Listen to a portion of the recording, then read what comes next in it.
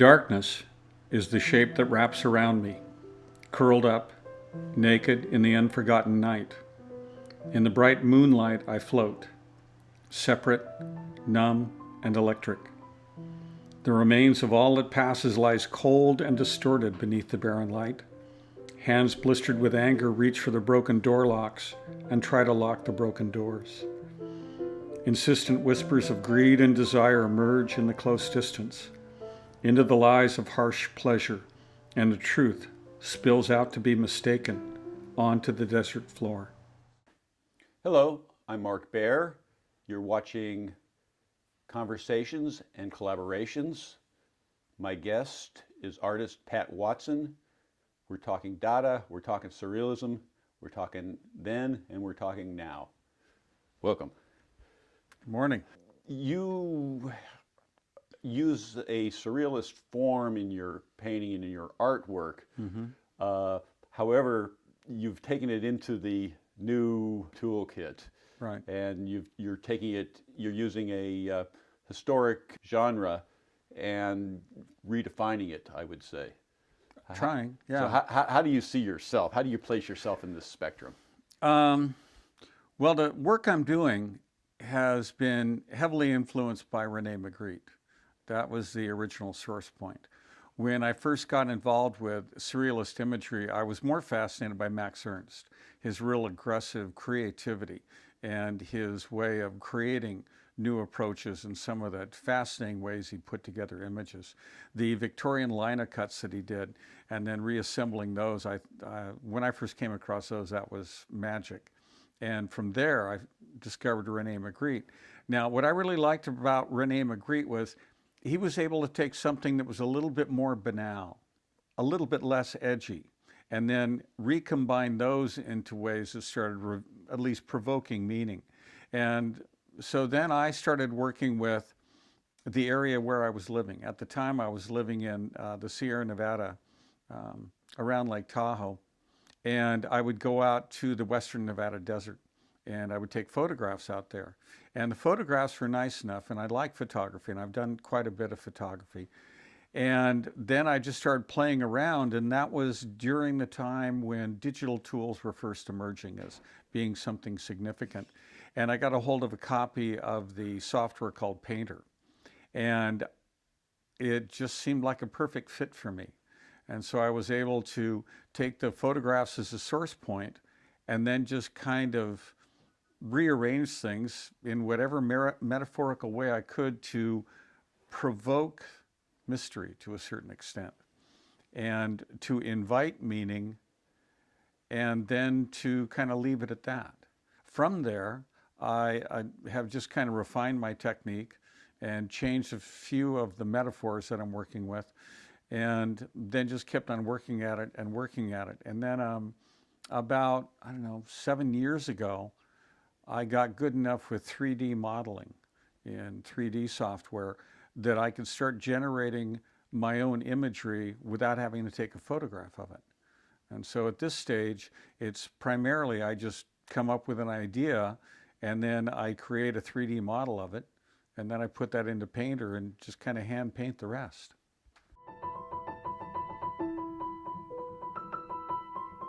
In the dungeon of skin, incense, and ashes, the waiting occurs, waiting for the ceremony. In other rooms, dreams from words emerge, away from this place, where drunken beasts consummate with imaginary enemies.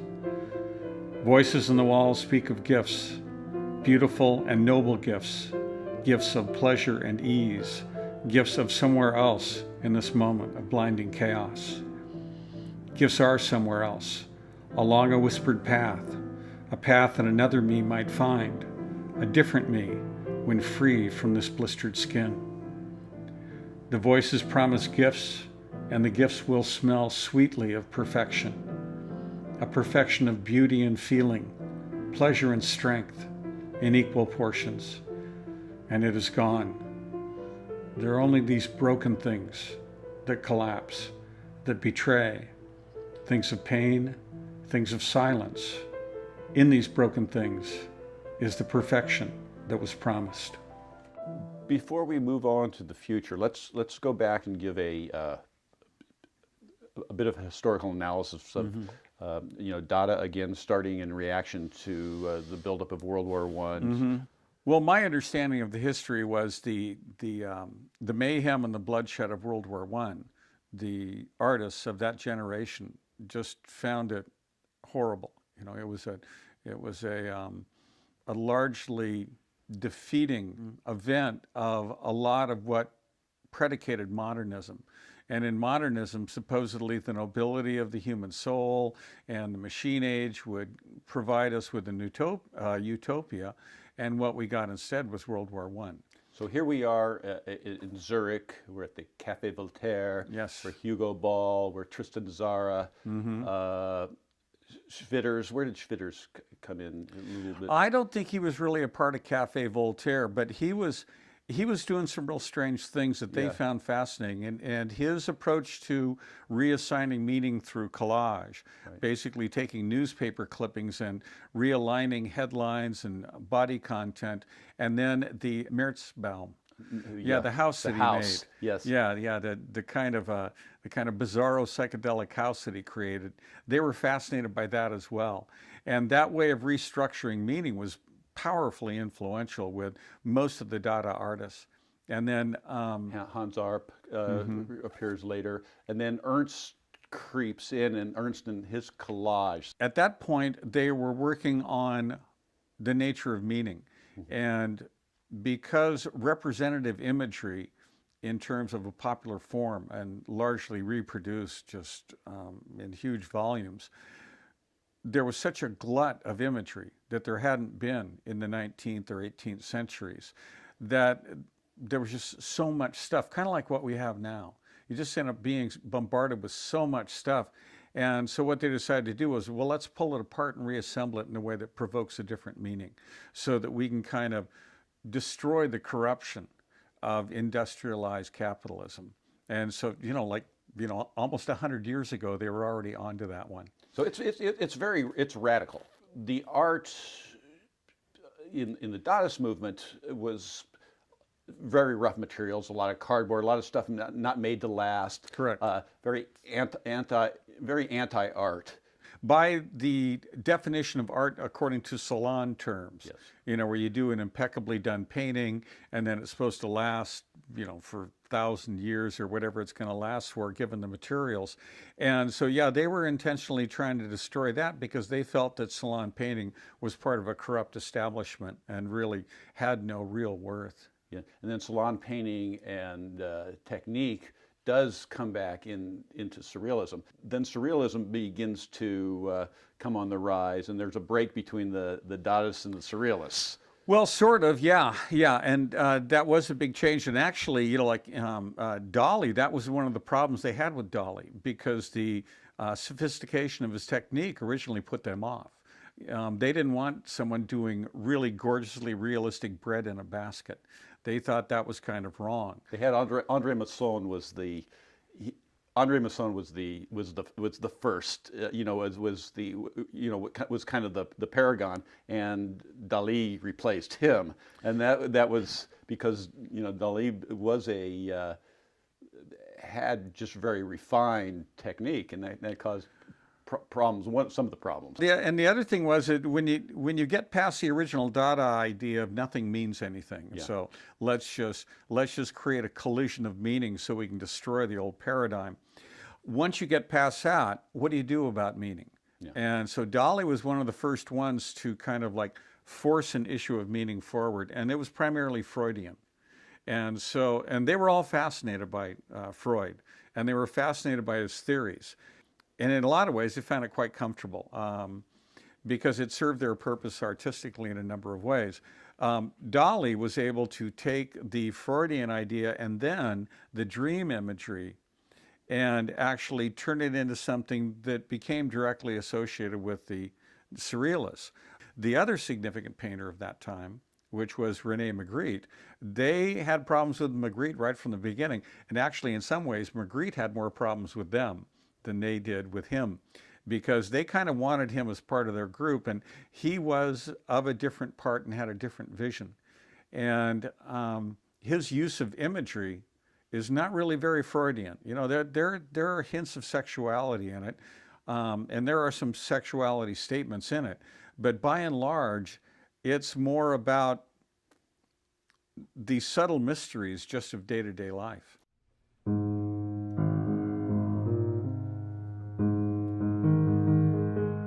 The Gorgon drives at night, seeking the double feature of her fantasies, where damaged damsels of desire are worshipped in the beauty of their untimely death. She drives at night, her vision squeezed into blindness, gripped in twitchy fingers, glowing dim, a jaundiced yellow on the road ahead. Empty vessels of desire, reeking of shame and regret, flow onto the cushions, leaving stains as they evaporate into the thick night air. The hard bargains with slimy beasts slip through her grasp and linger, still in her fevered memory.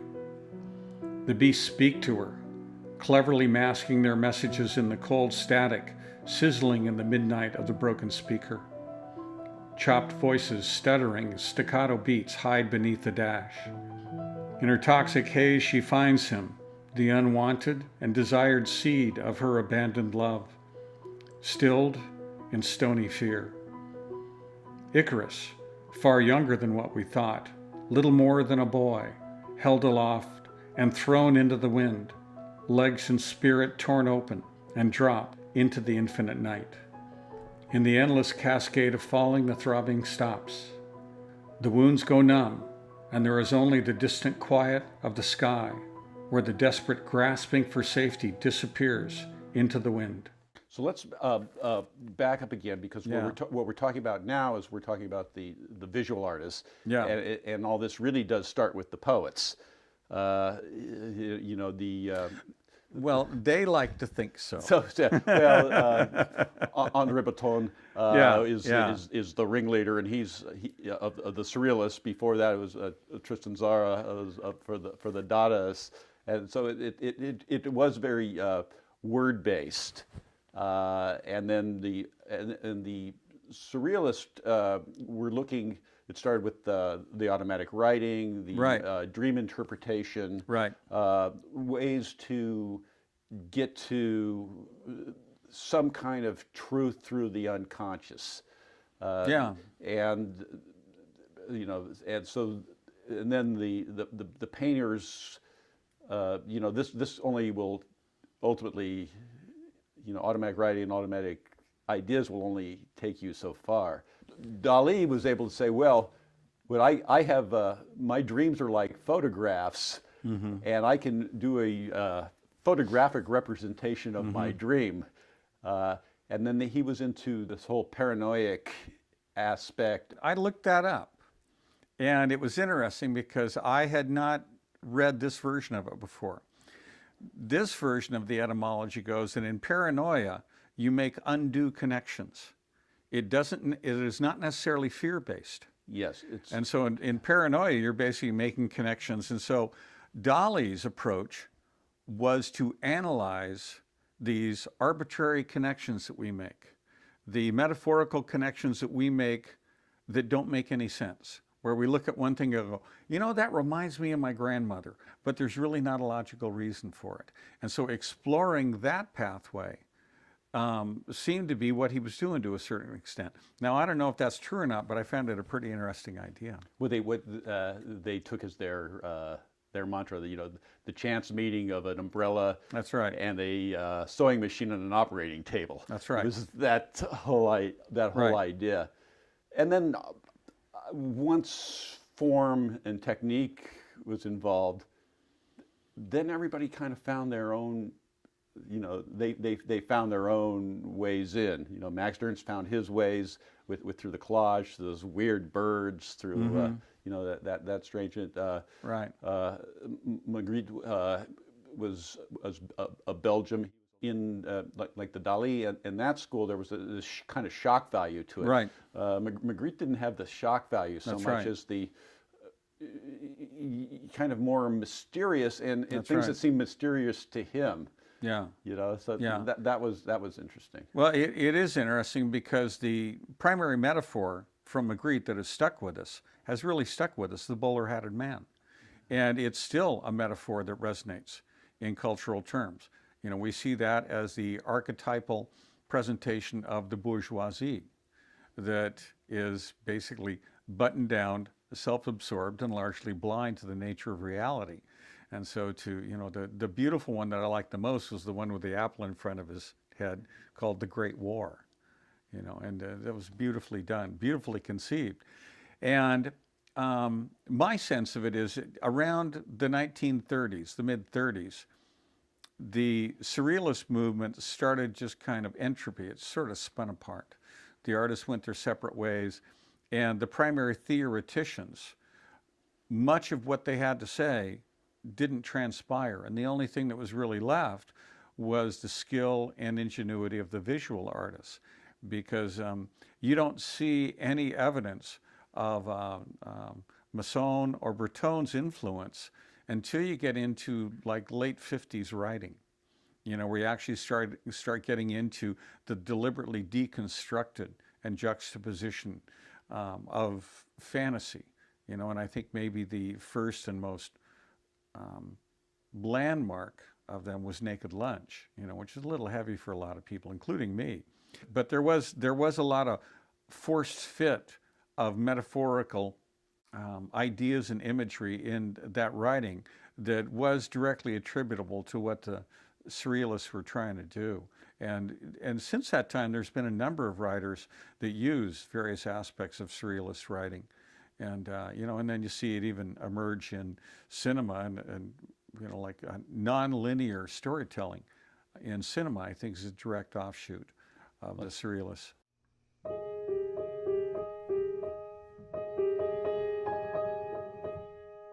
Down the hallway and through the door, there is light. Pathways through warm grasses lead to meaning and wait for me. Across the grassland and beneath the roiling clouds, I hear things on the shimmering wind. Sometimes the whispers of lost voices, sometimes the cries that call from the distance. Locked riddles opened to twisted keys and hosted by sarcastic invitation, beg for discovery. And so I become the locksmith, laboring in the dark, the only light coming through the tiny keyhole, my childish hands shaking at the doorway to the bright freedom of the windblown ridge in the distance. We will be right back after a small break. You are watching Conversations and Collaborations. For all episodes, go to markdavidbaer.com.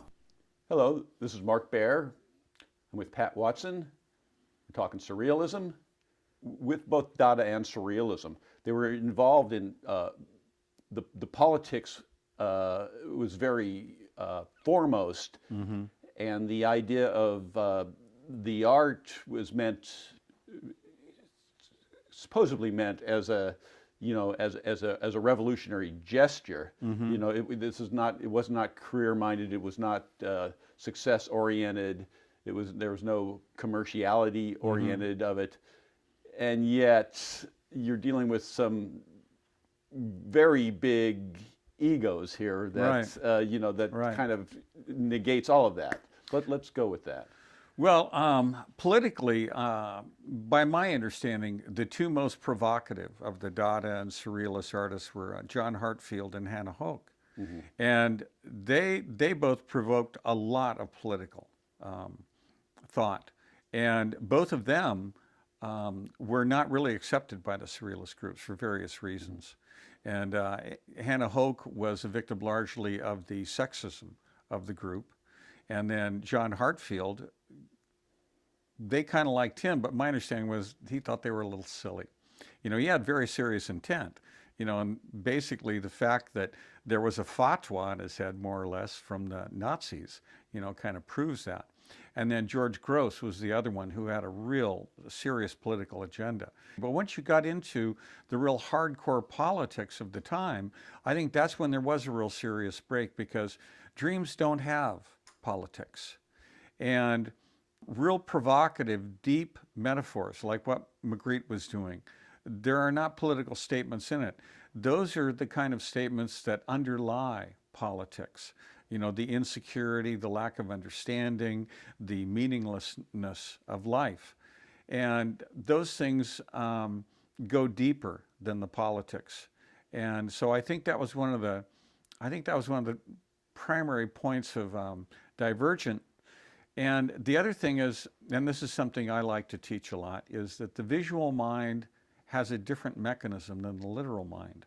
And so you can create meaning with images that cannot be equaled with words. You know, a picture is not worth 10,000 words. There's just, you know, one does not equal the other no matter what you do. And so you can provoke things with a painting that cannot be accounted for with the written word. You know, and then it happens conversely as well. And so I think there were a lot of problems there in trying to take something like, you know, some of Max Ernst's deliberately political paintings. They exist largely apart from the politics, and the only connection are the titles, which are words. You know, like Angel of Hearth and Home, you know, that's quite powerful, but it exists apart from the meaning of the painting. So you're taking something that was a school, an identifiable school, an identifiable form, and you're it's kind of a bold move to take something of a past genre and reinterpreting it to tell a different story and a different idea. Your work is concerned with a whole different group of issues. I taught photography for quite a while. And for a while I was doing large format black and white, and I did some stuff that I kind of liked, but it didn't resonate all that deeply with me, so I started messing around in the darkroom. And I created a couple of things that were pretty interesting. And I showed it to people, and they thought it was interesting. And then when I was working on my graduate degree, I came up with an idea for an artist-made book. And to do the art part, I ended up doing a lot of photo collage. And along the way in doing the photo collage, I started some experimental techniques with an early version of the Macintosh and some other stuff that was going on. And so I had these really exotic photo collages that I did in Cibachrome. And they were pretty interesting. And so then I was trying to come up with a way to put it together in a way that it was a more seamless fit, so that it didn't look so much like pieces cut out and stuck together. And when you start working with the emulation of the techniques of painting, where you have a coherent color palette and you get to work with the lighting in such a way so you can emulate a more traditional look and feel, that creates something that is unique and is not really a photo collage. So I took the basic ideas of a photo collage and said, well, how can I put this together so it's more coherent and more mysterious rather than looking like, you know, basically cutouts and stick-togethers. And so in so doing, I started realizing that it kind of looked like Rene Magritte in the desert. And I liked it. And so the source point of it was less important than does it resonate for me? And it did, and it does. And so one of the things we've learned in the digital age is nothing is off limits. And so you can bring in stuff from all over the place. Any ism is a good ism. You know, yeah. You know, and that's one of the real points of divergence between modernism and the digital age. Modernism, you know, there is an ism. Yeah. There's Fauvism, Impressionism, Cubism, Abstract Expressionism, so forth and so on. And once you get past the postmodern theoreticians, basically, if it works, it works. You know, and so I just kind of went with that. And, you know, if you like what I'm doing, it works. But that's, again, taking an old and reinventing. You know, you're not, yes. You're not a surrealist. That's right. That's right. I don't directly identify with surrealism. What I'm trying to do is make images which make sense to me on a number of levels. And how exactly that works, I'm less worried about that than I am, yeah, does that look right and does it feel right? And if it does, great.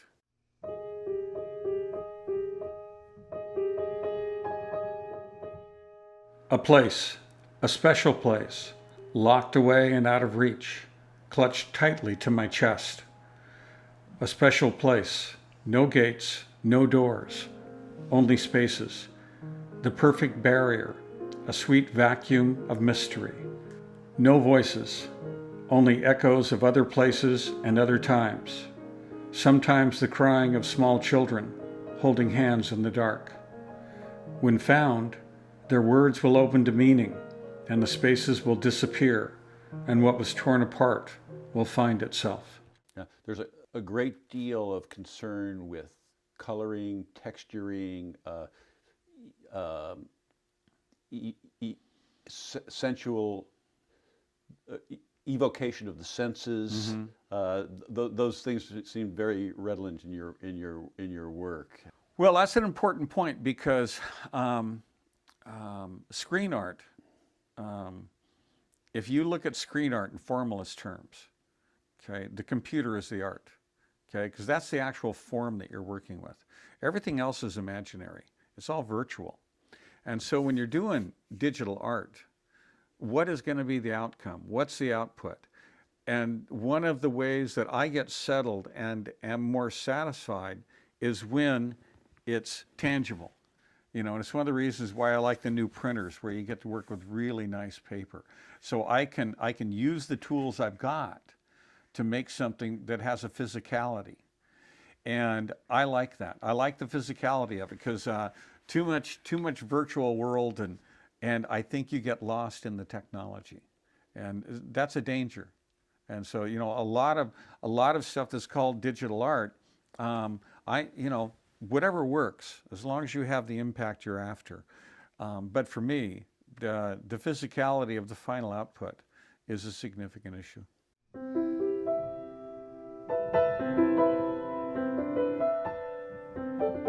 Mist drips from the broken stones at morning, trickling through pine needles into the forest floor.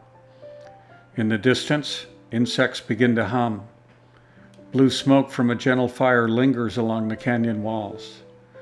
Without the words to speak to what I know, I ride from shadow to light. Adrift in the buzzing air, I say nothing, and in that silence I wait, moving and motionless in the expanding sky. Uneven wheels carry me above the impossible road. Nearby, weeds grow over the mounds where the buried children live, waiting for my return. Small voices whisper, tugging across my heart, swelling in my throat and closing tightly across my fists.